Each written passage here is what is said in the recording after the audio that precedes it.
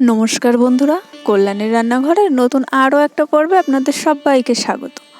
আজ আমি আপনাদের সঙ্গে শেয়ার করব পনিরের নিরামিষ একটা রেসিপি। 500 গ্রাম পনির আমি মিডিয়াম সাইজ রেখে স্কোয়ার শেপে কেটে নিয়েছি। তবে আপনারা যদি বড় রাখতে চান বা ছোট রাখতে চান সেইভাবেই কেটে নেবেন। এই পনিরটা আমি লবণ জলে ভিজিয়ে রাখছি না, কেননা পনিরটা এমনিতেই ভীষণ সফট হয়ে যায়।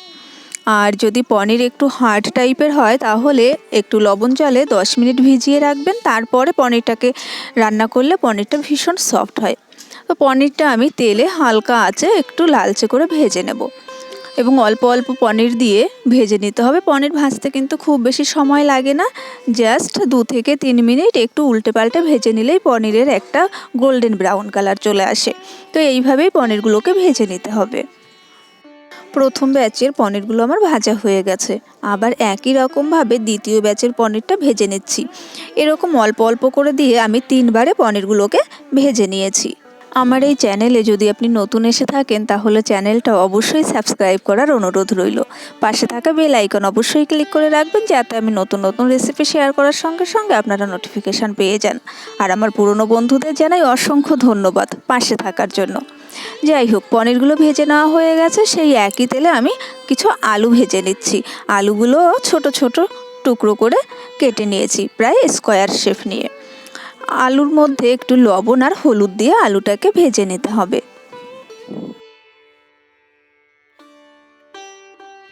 4 থেকে 5 মিনিট আলুটা নাড়িয়ে চাড়িয়ে একটু ভাজার পরে দিয়ে দিচ্ছি এর মধ্যে কয়েক টুকরো গাজর। এই পনিরের রেসিপিটার মধ্যে যদি একটু গাজর দেওয়া যায় আলুর মধ্যে তাহলে কিন্তু ভীষণ ভালো লাগে। তো আমি খুব বেশি পরিমাণে নয়, জাস্ট 2টো গাজর একটু ছোট ছোট টুকরো করে কেটে নিয়েছি। আর আলুর সঙ্গে এটাকে আবারও একটু নাড়াচাড়া করে নিয়ে তার মধ্যে দিয়ে দিচ্ছি কয়েকটা মটরশুঁটি। মটরশুঁটিটা খুব বেশি টাইম ভাজা দরকার নেই, জাস্ট 2 মিনিট নাড়াচাড়া করে নামিয়ে নিতে হবে। আলু, গাজর আর মটরশুঁটি ভাজাটা কড়াই থেকে নামিয়ে নিয়ে ওই কড়াইতেই আরও খানিকটা রিফাইন অয়েল দিয়ে দিয়েছি। তারপরে ফোড়নে দিয়ে দিচ্ছি গোটা জিরে। জিরেটা একটু ভাজা ভাজা হয়ে গেলেই এর মধ্যে দিয়ে দিচ্ছি বাটা মশলা। এখানে আমি 1 ইঞ্চি আদা, 1 টিস্পুন গোটা জিরে, 5-6টা কাঁচা লঙ্কা আর একটা টমেটো একটু মিক্সিতে বেটে নিয়েছিলাম। যেহেতু এটা নিরামিষ রেসিপি তাই অন্য কোনো মশলার এখানে ব্যবহার করছি না। তারপরে দিয়ে দিয়েছি খানিকটা হলুদ আর স্বাদ অনুযায়ী লবণ। এখানে কাশ্মীরি লঙ্কার গুঁড়ো দিয়েছি একটু কালারের জন্য, তবে এটা আপনারা স্কিপ করতে পারেন। গুঁড়ো মশলাটা ভালোভাবে একটু মিলিয়ে নিয়ে এখানে আমি মিক্সির বাটি ধোয়া খানিকটা জল দিয়ে দেব। গুঁড়ো মশলা ব্যবহার করার পরে অবশ্যই একটু জল দেবেন, এতে করে গুঁড়ো মশলাটা পুড়ে যাওয়ার সম্ভাবনা থাকে না এবং মশলাটা খুব ভালোভাবে কষানো হয়। মশলাটাকে তেল ছেড়ে আসা পর্যন্ত একটু কষিয়ে নিতে হবে। মাঝে আমি সামান্য একটু চিনি দিয়ে দিয়েছিলাম, এটা আর দেখানো হয়নি। তো মশলাটা ভালোভাবে কষানো হয়ে গেছে। এবারে ভেজে রাখা সবজিগুলো দিয়ে দিচ্ছি মশলার মধ্যে। আর মশলার সঙ্গে এই ভেজে রাখা সবজিগুলো আবার 4 থেকে 5 মিনিট সময় নিয়ে কষিয়ে নিতে হবে। মশলার সঙ্গে সবজিটা যত ভালো করে কষানো হবে, এই নিরামিষ সবজি হলেও এর টেস্টটা কিন্তু ঠিক ততটাই ভালো লাগবে।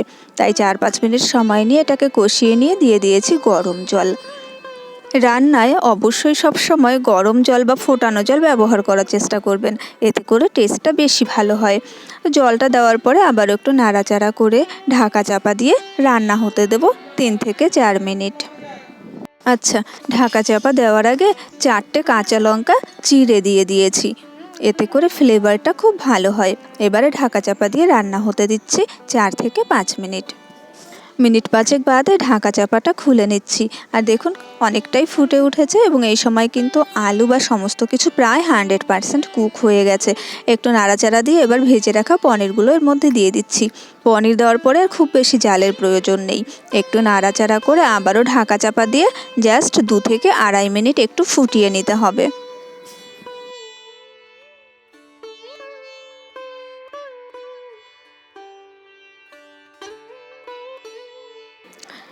মিনিট 3 বাদে ঢাকা চাপাটা এখন খুলে নেব।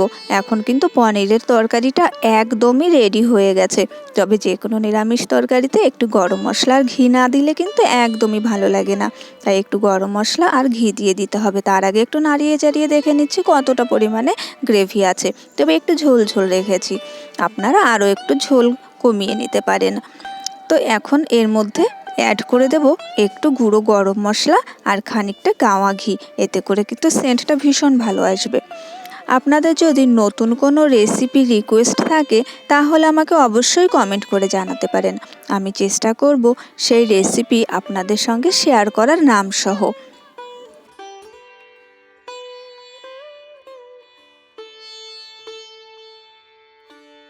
ঘিটা দেওয়ার পরে সমস্ত তরকারির সঙ্গে আবারও একটু ভালোভাবে মিশিয়ে দিয়ে গ্যাসের ফ্লেমটা অফ করে ঢাকা চাপা দিয়ে স্ট্যান্ডিং টাইমে 5 মিনিট রেখে দিতে হবে, যাতে করে ঘি আর গরম মশলার গন্ধটা সমস্ত তরকারিতে ভীষণ ভালোভাবে মিশে যায়।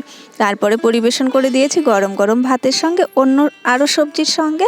তো আজকের রেসিপিটা কেমন লাগলো? একদম সহজ পদ্ধতিতে তৈরি, অবশ্যই কমেন্ট করে জানাবেন। দেখা হবে পরের রেসিপির সঙ্গে। সেই পর্যন্ত ভালো থাকবেন সবাই। আজকের মতন টাটা।